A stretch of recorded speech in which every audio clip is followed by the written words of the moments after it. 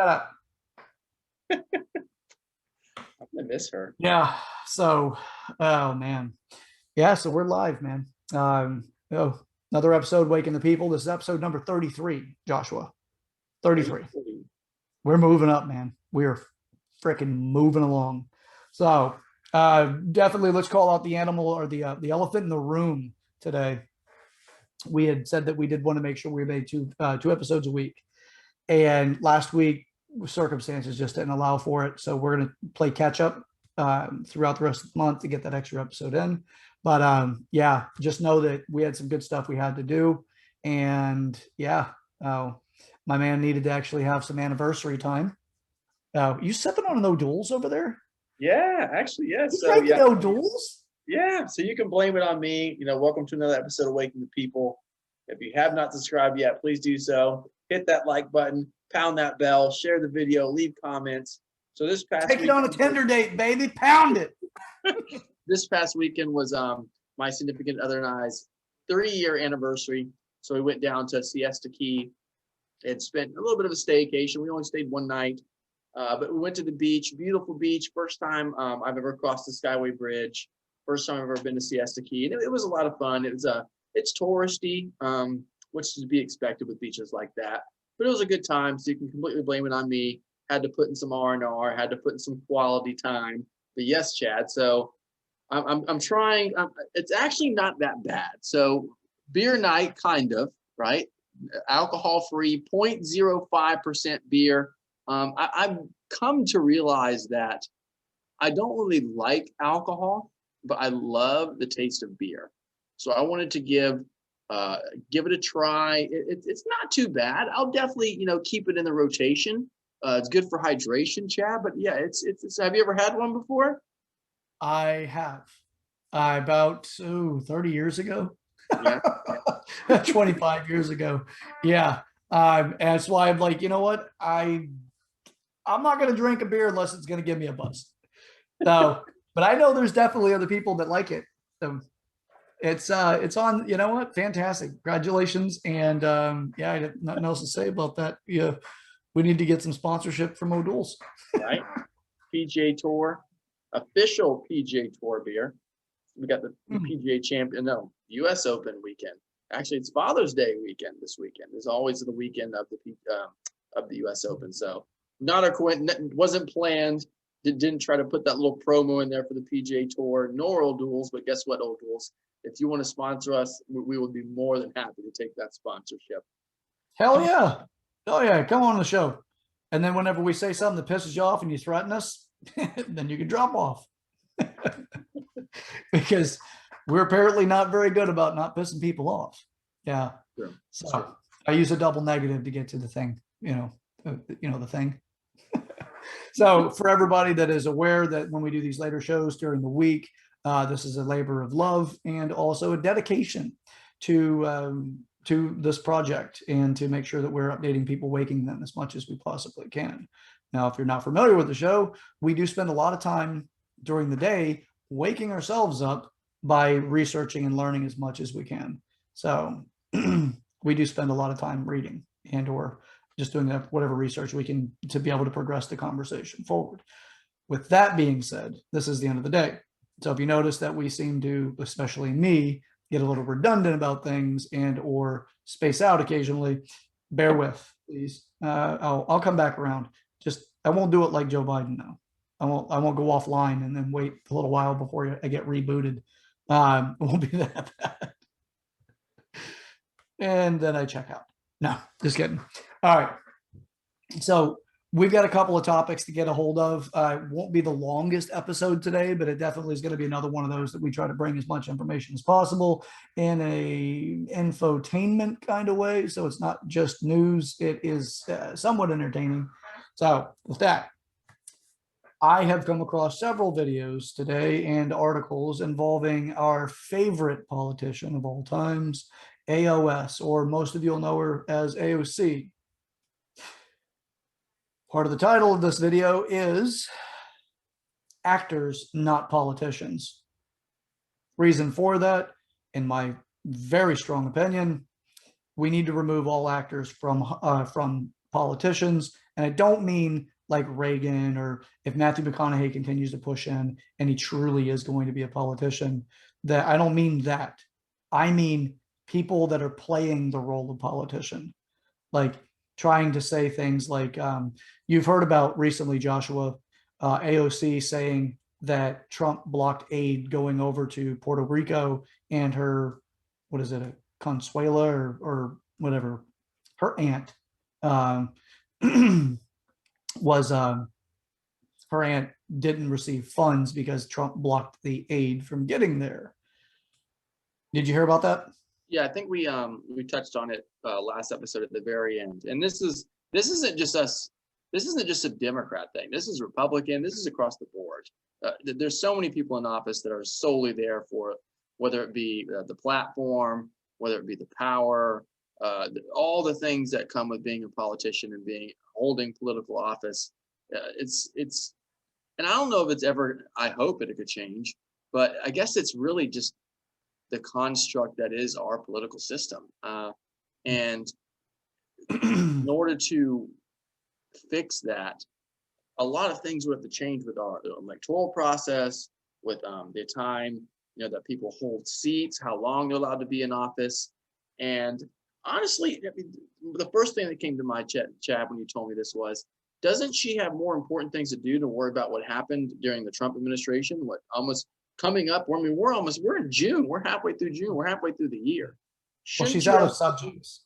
Yeah, she's out of subjects, exactly. Well, the Trump train it's easy to bash on it because the people that follow her don't really care about what's true.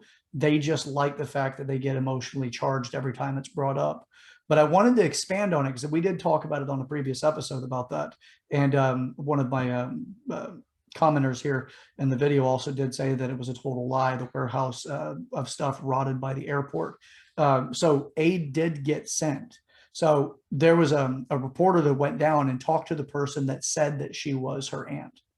And when asked what her thoughts were about Washington not sending the funding, she said it wasn't that Washington didn't send the funding. The problem isn't Washington. The problem is the way they distributed the relief aid in Puerto Rico. The problem is a Puerto Rican problem, not a Washington problem. And that came directly from the person who claimed to be AOC's aunt. So with that, let that kind of sink in a little bit. When I say actors, not politicians, AOC is an actor. She's not a politician. If she was a politician, she would take care of the people that are her responsibility, her constituents. So she blocked Amazon from putting a warehouse in her district that would have provided higher paying jobs with a lot of jobs. She blocked it because she said that Amazon was, that they didn't pay taxes and they were part of the problem. And then what does she do within the last month, I believe? She illegally parked her Tesla, which she's a socialist, but yet she's going to have $100,000 car. She illegally parked her Tesla across the street from a Whole Foods when she went in to shop, and Whole Foods is owned by Amazon, Jeff Bezos Holdings. So that's how you can tell if your politician is an actor or if they are a true politician. If they're a true politician, their job is to try to take care of the people that got them elected, or actually the district that they represent or the area that they represent. So AOC, actress, not a politician. If you're following her or using her for some degree of information as far as educating you in politics, you're learning from nothing better than an actor themselves. You may as well just sign up and have Robert De Niro tell you how he feels about politics. You're going to get about the same level of truth out of it. Actually, if anything, Robert De Niro may still speak about capitalism favorably. AOC will bash capitalism to talk about socialism favorably, but yet still enjoy all the fruits of capitalism. So, actress, not a politician. There's more. She's just right now on that target for me because like the bullshit she's been publishing lately. So, what was her reasoning behind not allowing the Amazon plan? Because Jeff Bezos supposedly doesn't pay taxes, or doesn't pay his fair share in taxes. That was her major reason to block it. It's a great book to read is Rich Dad, Poor Dad. I'm sure you've heard of it, Chad. Very famous book. Kiyosaki. He explains in the book how these individuals who normally have a lot of wealth are able to use the legal loopholes that are available to everyone. You don't just have to be rich. Anybody can use the loopholes that they do to evade paying, taxes. So I love how this tax debate and this tax issue keeps getting brought up. I mean, no one wants to pay taxes. I don't care if you're rich. I don't care if you're poor. I don't care if you're middle class. The taxes, we pay taxes. You pay taxes all the time. You pay taxes when you buy stuff. You pay taxes when you pay gas. You pay taxes when you get your paycheck. We're already paying all our dang taxes. The last thing we need to do is pay more taxes. So if an individual, if an American citizen can put more money in their pocket that they've earned, why is that such a bad thing? We're all still paying taxes all over the place. And I wish this whole tax thing would go away. I mean, and you brought up a good point about Amazon. I mean, Amazon supplies so many jobs and 401ks, health benefits, opportunity for growth and to move up in the company. That's a great thing for an area. I mean, I'm sure most of them start off at least $16, $17 an hour. And that's good money for a lot of people working 40 hours a week with overtime. That can give people a future. And to completely take that away from someone because you don't like the legal loopholes in this country or the legal things you can do to not pay taxes. I don't know what to tell you, AOC, but the only people you're not hurting Jeff Bezos. You're hurting the people that could get those jobs in those areas. Yeah.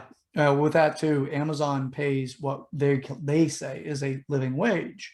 Well, a living wage is they start off between $14 and $15 an hour, somewhere within there, and you can progress fairly quickly from what I've seen, what I've read about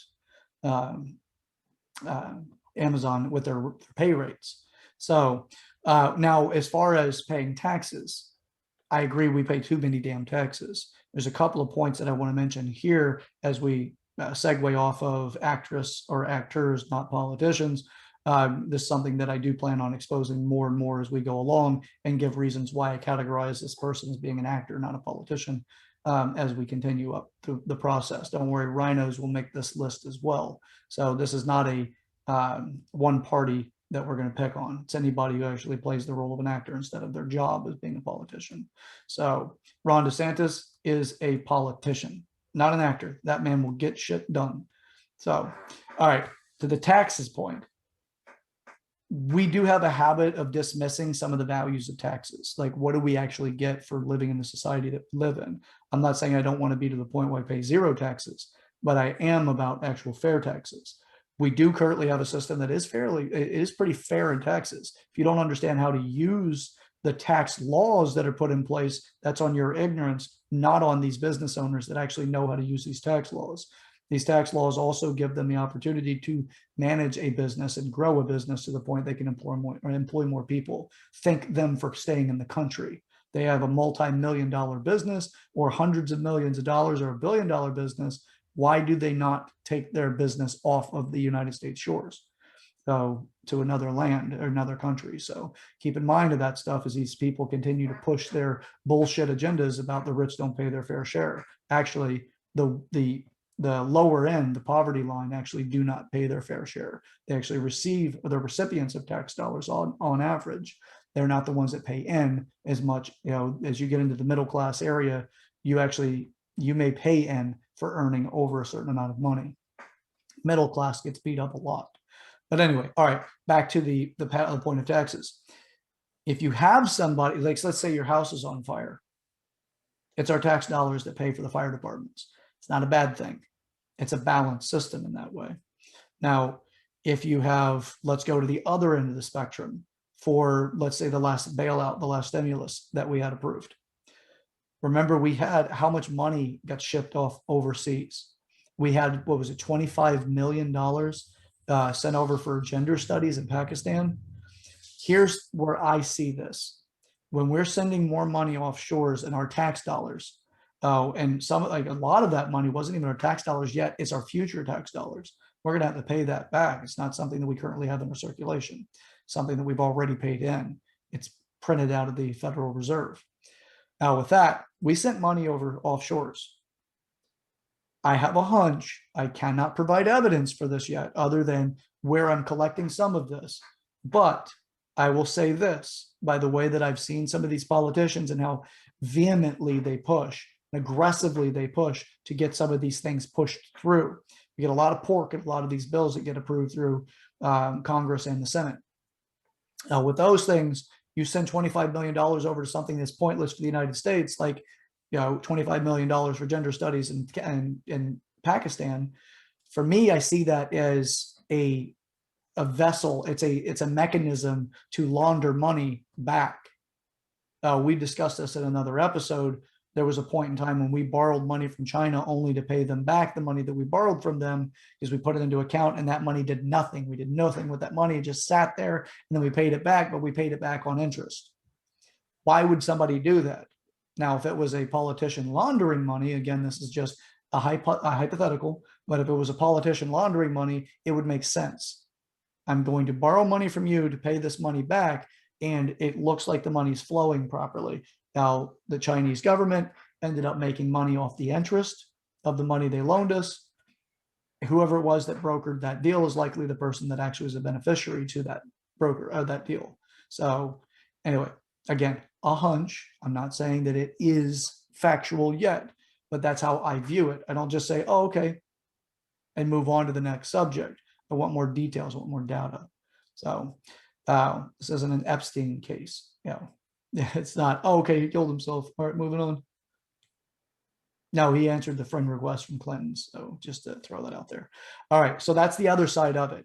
That is, when they do that kind of thing, they send money offshores, and it has more of a, there's more money going offshores to people that are not American citizens and not to benefit the American citizenship. That is taxation without representation. That is theft. Now, that was what the Boston Tea Party was all about. That's how I view it. Now, again, with that, I can actually say there's more fact to that than there is about it being a laundering mechanism, although I feel confident in that position. But again, I don't have evidence to provide to tell you, yes, that's true. It's a hunch. It's my hypothesis. So, all right, that's what I have to say about the taxation stuff from the actress or actors playing the role of politicians. So that's pretty much what I have to say about that. You have anything else there, Joshua, before we progress on to the next? Not really. It's just a shame that the only people that really suffer from this kind of stuff are the individuals that live in these people's districts. And like I said earlier, this isn't just a Democrat thing.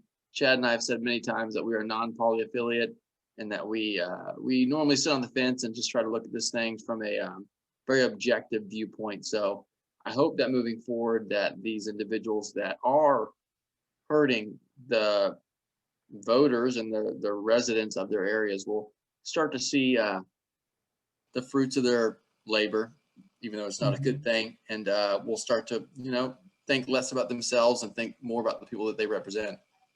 Yeah. So often to hate crimes is another, that's a great transition. Did you hear about the gentleman that went on a 24-hour shooting spree and killing spree in Alabama? I think very briefly. I have not been that great the last 2 weeks as far as getting my news in, but it does ring a bell. So I believe I did come across it, but not in explicit detail. Yeah. So if it had reached mainstream media, you would have heard a lot more about it. So It was a black man that went on a killing spree. He was specifically targeting white people. Now, it's a 24-hour killing spree. His reasoning for doing it was saying that he was just done with being oppressed, and that white people taking advantage of him. And to me, that's a byproduct of constantly being told those things through the media, especially coming from the Democratic Party, because that's the one that seems to really use that as a method to try to get votes, in my opinion. So, but yeah, there was that. And then there was the other one that happened in Austin, Texas. And another killing, it was actually a mass shooting in Texas that took place. That also did not reach national news because of the race of the individual that was involved. So with that, we're living in a different world from what other people do when they see, politics in different ways. So a Republican to Democrat, us being non-party affiliates, we kind of sit right in the middle and we can see both sides of the conversations as they're taking place. Now, what they did try to do as far as mentioning the Austin shooting was they tried to put the blame on firearms, not the individual involved. That one also, they're still figuring out more of the motive to it. But it was the shooter was a black man, and he was taken alive. He's in custody. So as far as the whole narrative, like cops kill black people all the time, regardless if they surrender or not, people need to pay attention to the details and not actually listen to the way that these events are narrated by the reporters. So just remember, the reporters, they have the saying, if it bleeds, it leads. If it infuriates, it's going to get people to tune in. So, all right.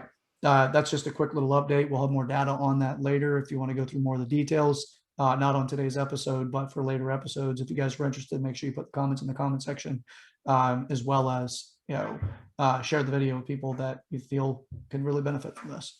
So, all right, segueing into another wonderful one. You ready for this one, big dog? I'm ready. This is the crypto one, baby.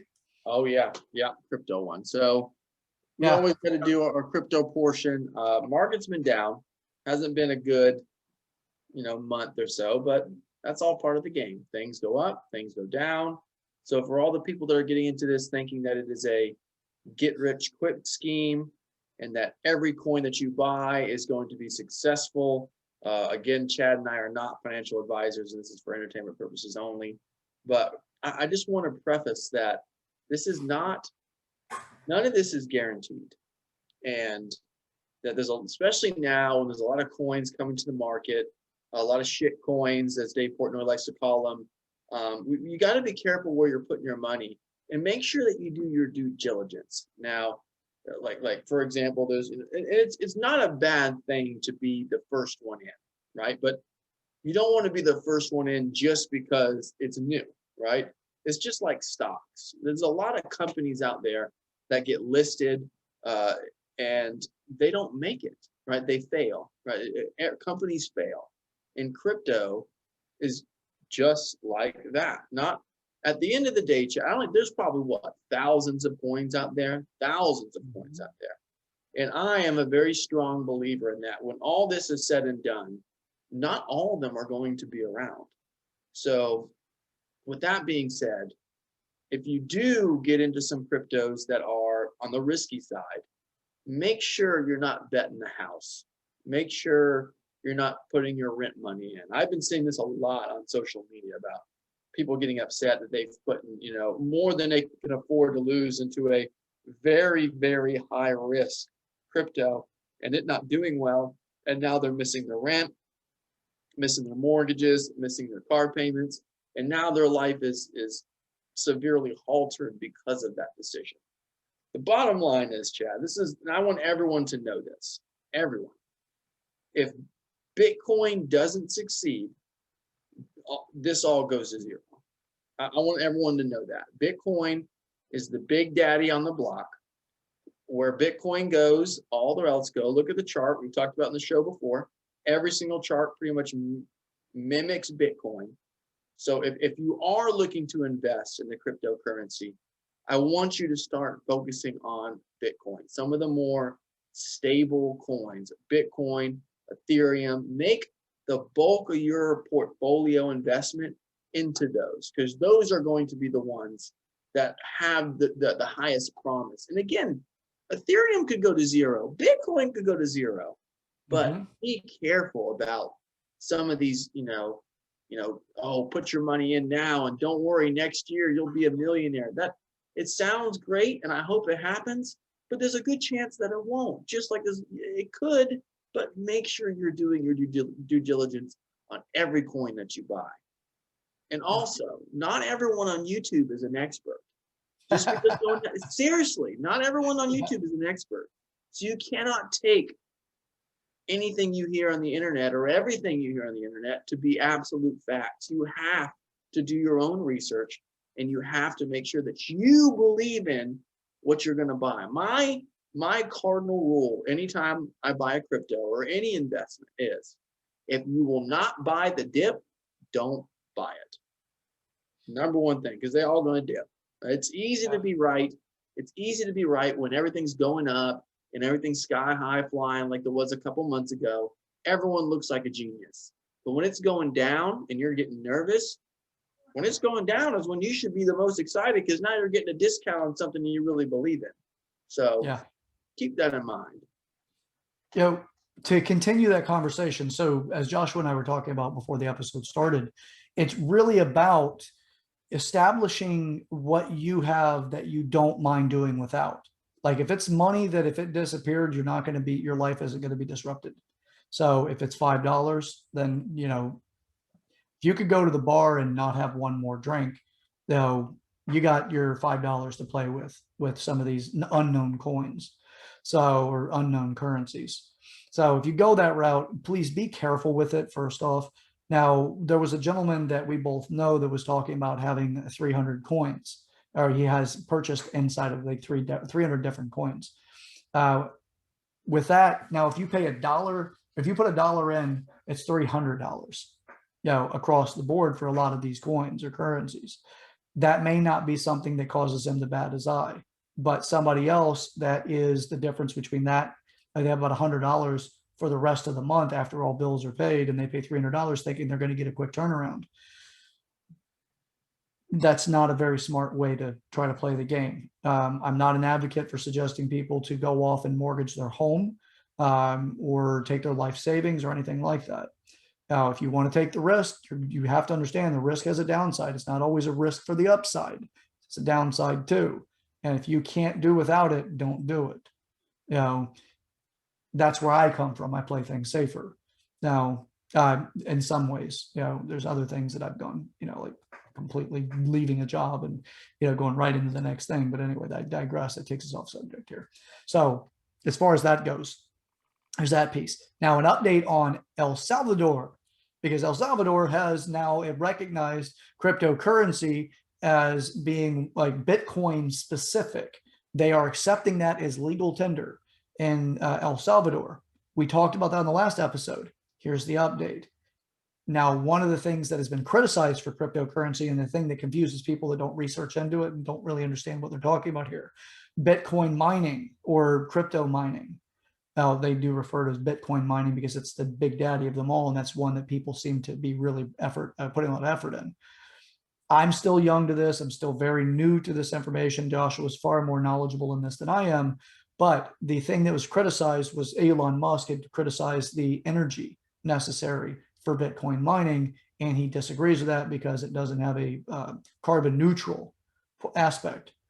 In El Salvador, they're going to be using thermal energy as an energy source for them to do their mining or their Bitcoin mining. Now, when they say Bitcoin mining, they're not digging into the earth. That's not what they're doing. It's not mining like traditional concepts of mining. It's a digital concept of mining. With that, they're going to be using that as an energy source, so it keeps it off of fossil fuels. It keeps it off of a lot of other the resources they use for energy. So they're using it from the volcano. So volcanic energy. How about that for Bitcoin mining? Mm-hmm. You want carbon neutral? That volcano is going to do what it's going to do no matter what. So they're just harnessing the power. And it's likely, and now I don't know exactly what method they're using, but I do have a background in electricity generation distribution. They're likely using thermocouple type technology. Two dissimilar metals, when put together and heat's added, it generates a currency or voltage. So yeah, it's pretty interesting. It's a renewable energy source, completely green. So how about that? No, I think he has to accept it now. Like in El Salvador, if you sell a Tesla, now that it's legal tender, you can go buy a Tesla now with Bitcoin. I think he has to accept it. And I kind of shunned him, to be honest with you. So I really haven't been keeping in too much with him. But I believe he came out and said now that they're accepting it again, or at least they're going to entertain the idea of accepting it again if they get it below some percentage of carbon footprint. So again, just like the YouTube, we got to be careful about who we're listening to and who tells us the information that where we put our money, because most people chat. I try to diversify myself in YouTube channels to people that are much smarter than myself, especially with the technical side. That's stuff that I can't even reiterate to you because I don't understand it. But these people, they're very skeptical, and they try to tell you, listen, this is not a guarantee, and that even with Bitcoin, it could all go to zero. And a lot of these people, these big influencers, Mark Cuban, Elon Musk, they're flying by the seat of their pants too. They got no clue what they're talking about. So it's just so new. It's so fresh. And the only way that we're going to get better and we're going to advance is that we get more education. People do their own research on cryptocurrency, read books. I don't know about you, Chad, but I personally prefer books for this kind of stuff over YouTube channels. Just again, because anyone with a decent following and can sound legit can throw up a YouTube channel and give you investing advice. So got to make sure we understand what we're putting our money into. Yeah, whenever it comes to that too, I'll use different sources to just, if nothing else, tip me off to where I can start looking into something. So if I do find it on YouTube, or if I find it on wherever, Rumble or whatever other services that I'm using as a media source, I use that. So I say, okay, well, this is going on here, so let me see how much I can actually vet about that.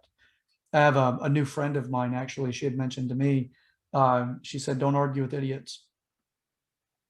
And it's a really interesting thing, because I was sitting there thinking about it. I'm like, okay, well, if you want to make a lot of policy changes, a well-armed citizenship will push back against the government.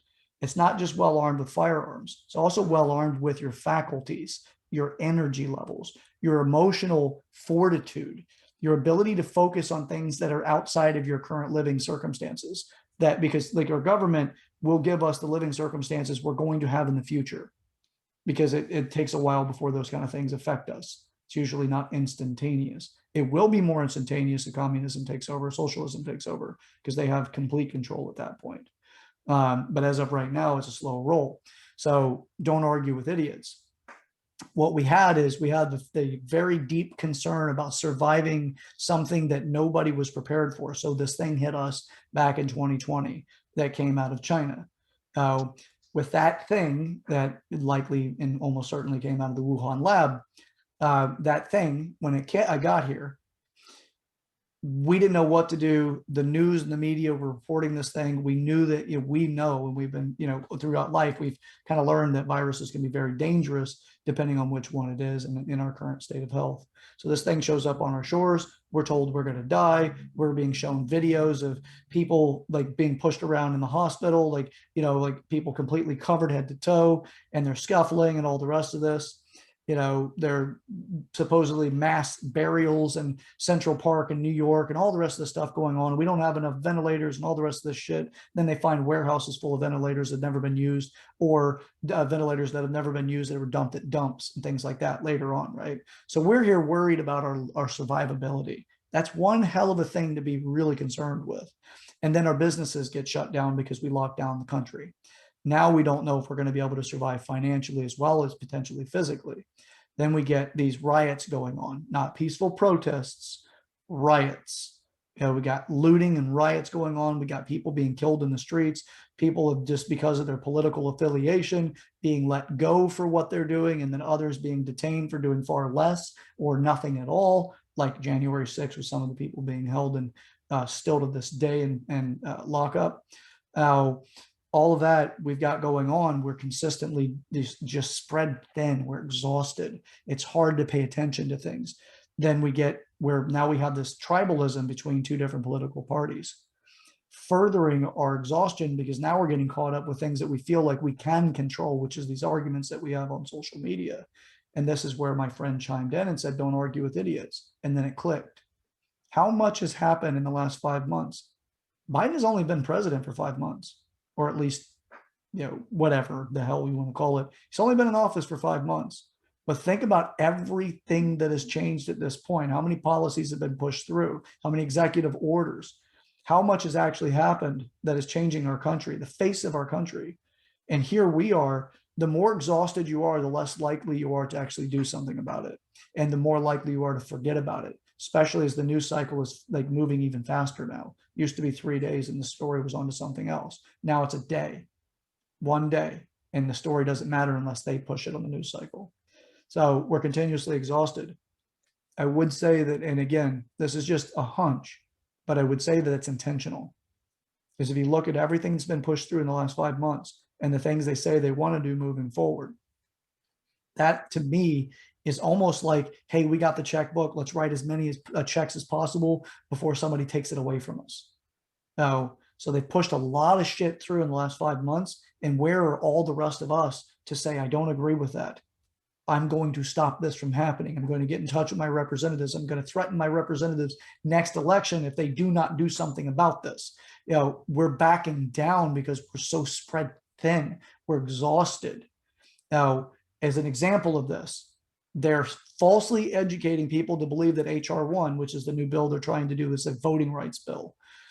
They're trying to push that through. A consequence of that bill being pushed through, to the best of my knowledge at this point, is that it takes away the state's ability to run their own elections that have to do with the federal elections. So it takes that away.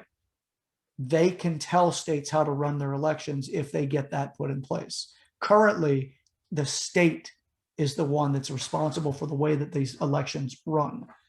Now, keep this stuff in mind as these things are being pushed. Now, they've kicked around the idea of like filling the Supreme Court and putting Obama on the Supreme Court. We don't need that crook in any more positions of power ever again. But point is, they're pushing these ideas around. May they get to that? People are so exhausted. It's likely people are likely just going to throw in the towel or just care a little bit and then let it go away. So be mindful. Don't argue with idiots. What a great thing to be said, like at that moment, because I'm like, okay, I felt it too, where you know you're in the right place. Here's the way that I handle my disagreements, and I have had this recently. Ask for the evidence. They make the statement, ask for the evidence. Be read, read, research, look around. If you're Republican, you like to read Republican publications, read some Democrat publications, read some liberal ones. Whatever it is, read outside of your own experience, your own preferred reading material. I do. It's not always comfortable, but I do it because I want to understand the big conversation so I can start finding some of the things that are bullshit. And how do you expose bullshit? Somebody starts talking about that argument. It helps you pull out of the argument. You're not so emotionally invested. You put the data out and you let it be. And then you can tell yourself, I'm not going to argue with an idiot. I'm not out to defame somebody or to make them seem or look bad by calling them an idiot.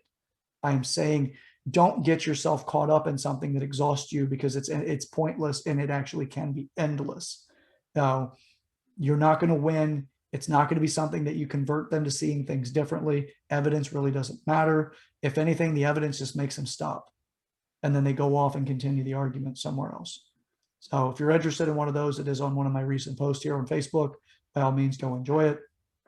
But as far as that goes, just be careful and mindful with it.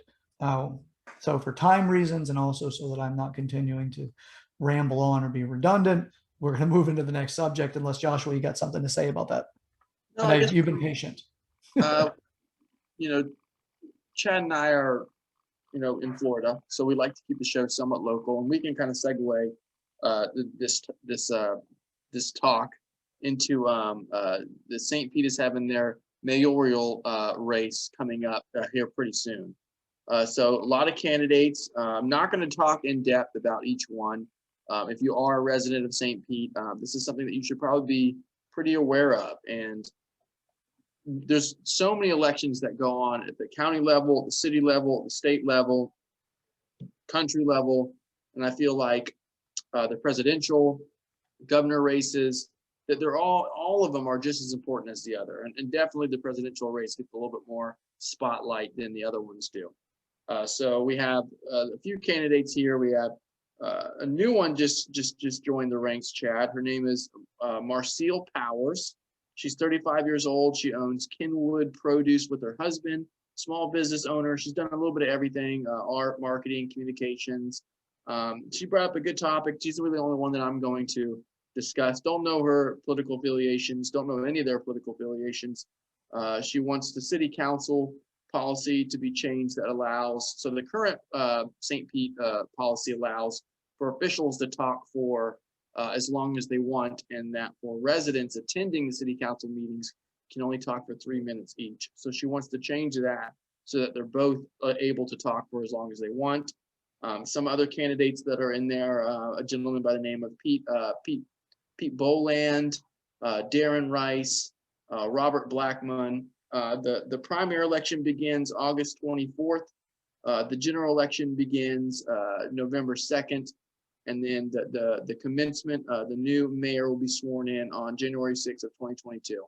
So if you guys are St. Pete residents, keep in mind, if you're not, this kind of made me look into my own city and my own county to see when my elections are coming up so I can be aware.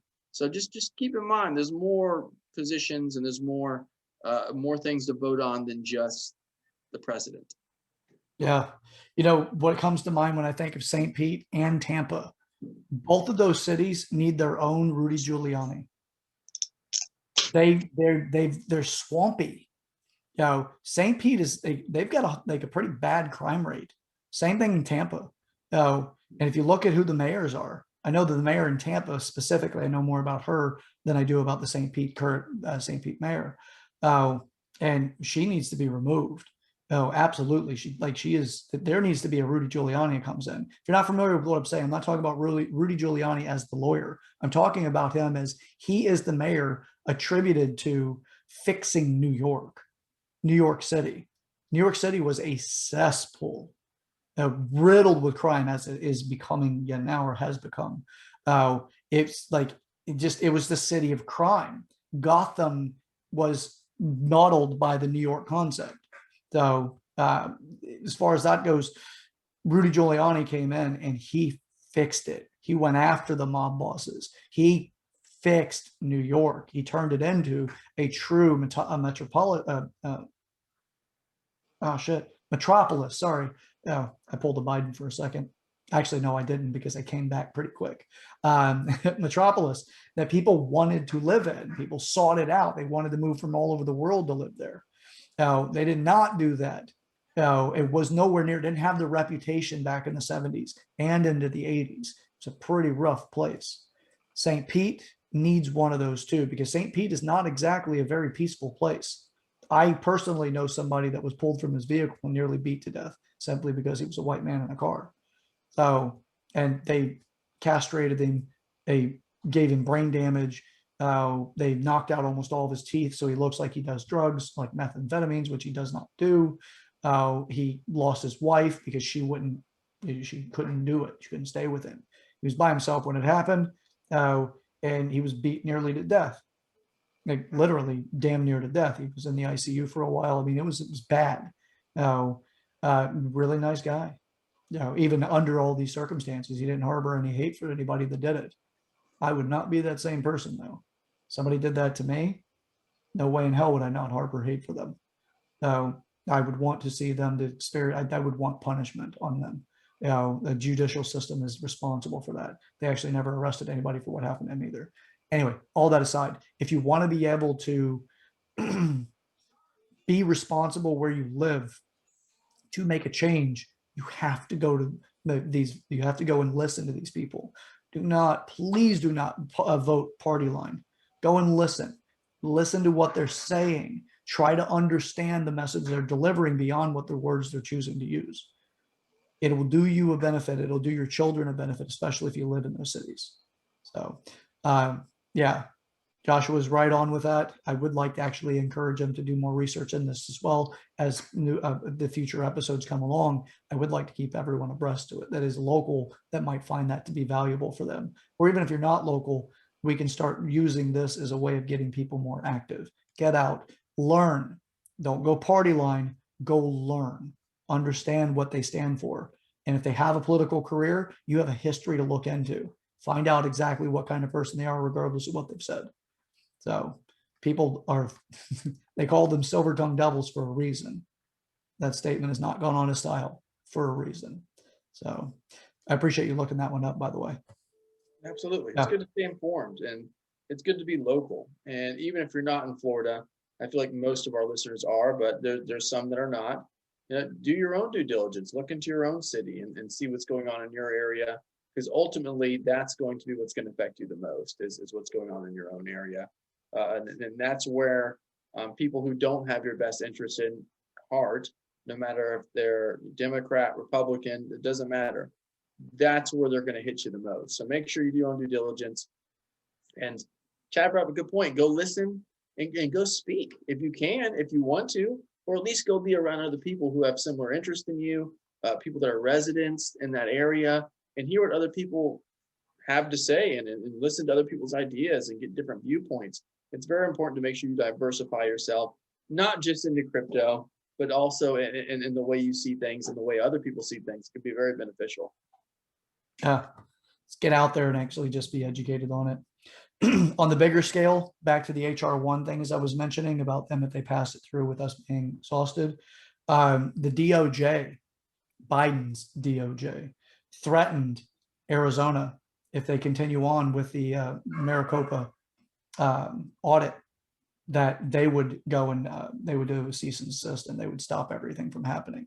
So the Attorney General in Arizona sent back a very nice message, letting them know that the state has the right to do whatever they want when it comes to election integrity, and they will continue regardless of what the DOJ had to say. HR1 goes into effect. That would mean that they could actually say, you don't have a choice, no matter what you say.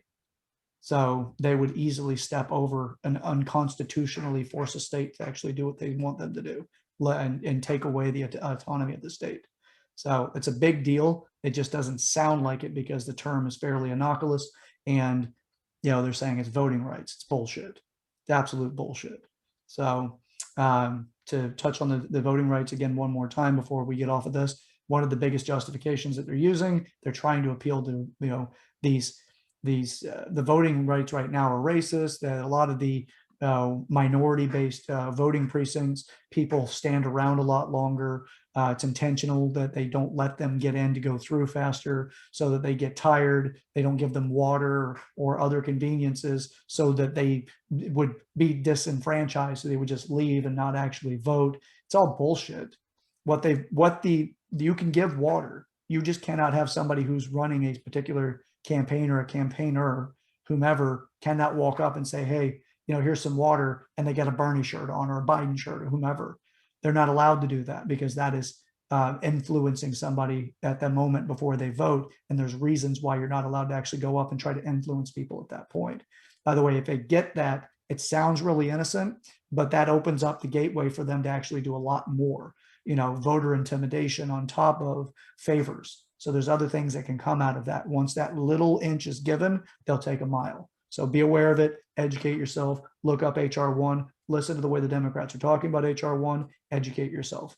Now, they're just trying to paint this picture. They're like salespeople. They're going to tell you the benefits of it, and they'll make you believe there's more benefits than there actually are. While once it gets in, what it does to us as a state, in all states, will take away so much. And this whole, it's racial, it's fucking nonsense. It's nothing to do with racism whatsoever. It has everything to do with power. So that's that. Our final subject, this is one of Joshua's badass subjects, boxing world. So yeah. TikTok versus YouTube. TikTok versus YouTube. It's become a very stable topic on the show. And the more it goes on, the more intrigued that I'm becoming of it. So this one is not Jake Paul. So, that fight is going to be in August, which I'm sure the closer it gets, we'll talk about it more. But this past weekend was a boxing event that took place where it was a bunch of TikTokers, some with some boxing experience, and also some YouTubers, some with some boxing experience, but mainly just, influencers, tough guys, etc. And then they threw on an event, and I watched clips of each fight, watched clips of the promotion in general, and I got to tell you what, Chad, I was impressed. I mean, they are really starting to, in my opinion, put pressure on some of these big boxing, some of these big, like the UFC. They're really starting to put some pressure and open up some limelight as far as are the individuals that are in the boxing pro world, or the MMA pro world, about how you can build your brand up and how you can pretty much become your own promoter, and that can depict how much money you make for the fight. So the last one, which is Bryce Hall versus Austin McBroom. Now, I didn't really know anything about these two individuals going into it. I scammed across it, scrolling, right, wasting time like we all do. And I was like, okay, that looks interesting. I'm on vacation with my girl, so I'm really not going to take time out of my Saturday evening to go and watch it live. The next morning, I'll do my due diligence and I'll check it out. But I got to tell you what, Chad, I was fairly impressed with Mr. McBroom's performance. Now, former Division I basketball player, apparently played at a very good basketball school. Not a giant basketball fan myself. I'm personally terrible at basketball, but from what I've heard, he played at a very good school. And he's only been training boxing for like 3 months. 3 months is not a long time. Now, Bryce Hall, who the research I've done on this gentleman, he's an asshole. He's a dick. And he got tuned up pretty good, Chad. Tuned up. I mean, not even close. Not like, I was like, wow. Like, I don't know if it was Austin Broom was that good, which is a lot of talk that he and Jake Paul will probably square off one day, or if it was Bryce Hall was just that bad. But so two things. One, the entertainment. I'm really enjoying it. It's really cool to see people, because I don't care how long you've been doing it. I don't care if you've been doing it for 10 years or this is your first fight, you've been training for 3 months. It is not easy to get in the ring and fight somebody. There's a lot that goes on the line. So I have to give respect to that. At the flip side, especially speaking towards Bryce Hall, I don't like how, especially in social media, not to tangent off, Chad, I know you didn't get a chance to watch the fight, but I go check it out and tell me what you think. I think you'd be impressed as far as McBroom's skills. But I don't like how now the social media world is really giving a lot of platform to people like Bryce Hall, who honestly are just terrible individuals. I mean, he's spontaneous. He really has no regard for other people's safety around him, nor other people in general. And I guess it just fuels their ego. So it's really fun to watch someone like that just completely get tuned up. And he kind of had a reputation as a tough guy, Mr. I've been in 40 pro fights, this and that, and just gets completely embarrassed. So I'm sure that's going to hurt his tough guy image going forward. Oh, yeah, it is interesting to see how we're breaking the mainstream concepts. Like, it's like, not we, but like TikTok and YouTube, they just put together like some of their content creators went at it. Now, that's you've got 2 YouTubers that made international headlines by fighting some of the best fighters that are out there. Like with the fight with Mayweather and Jake Paul, or I'm sorry, Logan Paul. So, it's interesting to see, but it also makes you wonder what's going on as far as content goes. Some of us, like, we want to watch it and say, you know what, Logan Paul is a bit sporadic. He's sociopathic in behavior. He's spontaneous enough. He's irresponsible with other people's safety, stuff like that. If that be Logan, I know Jake Paul was accused of that. And I watched some of his videos too, and I'm like, Jesus Christ, this guy's a sociopath. Non-diagnosis, I'm not doing that, but Bryce Hall the same way too. He's yeah, same tendencies, Mr. Tough Guy, Mr. Just same thing. Yeah, and it's to see somebody like that get knocked out or to get their ass just handed to them. There's a sense of satisfaction for everybody else that just watched them for a while or noticed them and go, the hell's wrong with that guy? Or that person should not have that kind of spotlight because they're influencing people. They're not going to be responsible for the outcome what other people are going to do when they start mimicking the behavior, whatever level they're mimicking. Maybe one trait could be that they try to take on the full persona of that type of person. Then they go off and harm other people. It's very similar to the effect of whenever, like, if somebody no, I won't use that example because it's too polarizing. It's just you start emulating somebody. Let's say you follow an actor or an actress, and you start doing exactly what they do because you believe that's going to make you successful in acting yourself or get you more friends. You change who you are to be like that person. But it's not just who you are to them, it's also who witnesses you and how they expect, or how it leaves them. Do they get traumatized from it? Do they say never again? Do they create some sort of long-term, long-lasting impression of dealing with somebody like you when you do shit like that? So that's that part. I know I just tangent off and went off to fucking some la la land, but forgive me, my glucose is dropping. But with that, it is one of the things that's a gripe for me, and it's apparently a gripe that I need to take on in another episode. But with all that being said, I brought it up because of the copycat behaviors. You've got Jake Paul, Logan Paul, and then you've got this guy Bryce, whatever, right? They have very similar characteristics. They probably have very similar followings, because people kind of like that stuff. Not everybody. There's certain people. I'd say that some of those people are also the ones that don't want to be picked on anymore, and they're trying to figure out how to not be picked on by picking on others. So I don't know. It's just a quick little overview, and it's coming out of an exhausted mind. So sorry to tangent off like that so much there, Joshua, and for the audience. I've dominated the conversation a little bit this episode just because I've had a couple of rants to go on.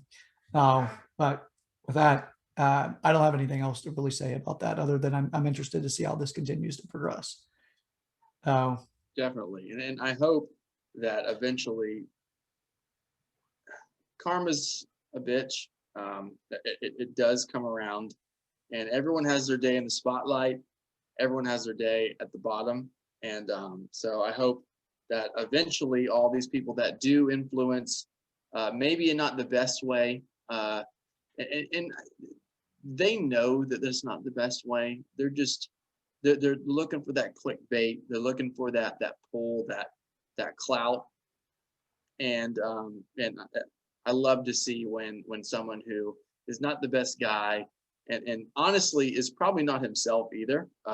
This fake guy persona, and he gets in there with a guy who, Austin Broom is known for a family man. That's what his YouTube channel is. It's about his family and his kids.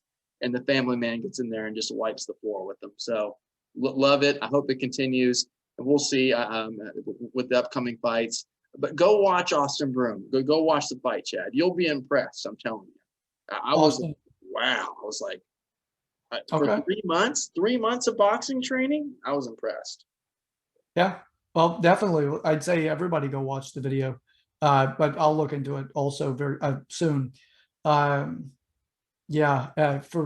not to belabor our audience by listening to me ramble any further, that's pretty much what I got for the episode, man. I'm at the end of, I'm at an empty tank, baby. Yeah, Corn Pop actually ate all of my pre-show food, and yeah, so I think he did it on purpose. He's still here. He's still here, guys. Corn Pop, he's going through some trouble. He's trying to get a new job. He had a couple of interviews, so he's still behind the scenes. I know you guys are worried about him. He's still bunking up with Chad. He was over here for a little bit, so we're gonna get him back on his feet. He's still doing a great job, as good as he can. So we'll keep y'all posted on Corn Pop. But he's still alive and kicking. He's doing his thing. Yeah. No. You know what? I've got the spare room, but I got to tell you, man, he's going through some legal stuff too. So he's going to get on his. Anyway. All right. Well, that's it for the show. We're done. Hey, thanks for joining in. Thanks for watching. You have anything in closing before I close it all down? No, just, don't forget to hit that subscribe button as always. Thank you guys for joining in. Really appreciate it. Leave some comments. Leave some topics that you would like us to discuss. I'd really love some more subscriber feedback. We have been getting some lately, so that's good. We're still pushing towards that goal of 70 subscribers. I believe we're at 67 now. So I would really love to get to that 70 subscribers, hopefully by the end of June. We will be back with you guys later on this week. Happy hump day. Keep on grinding. Remember, the world's yours. You just got to get your mindset and just stay golden, pony boy, as always. Yes, the golden pony boy. Well, I am your host, Sir Chad Everbroshears, and I am joined with my co-host, your patriot, my Kraken, the man that even Prince would sing about, Joshua McClendon. So, with that, remember, we're Americans. Let's act like it. All right, till next time, giddy up.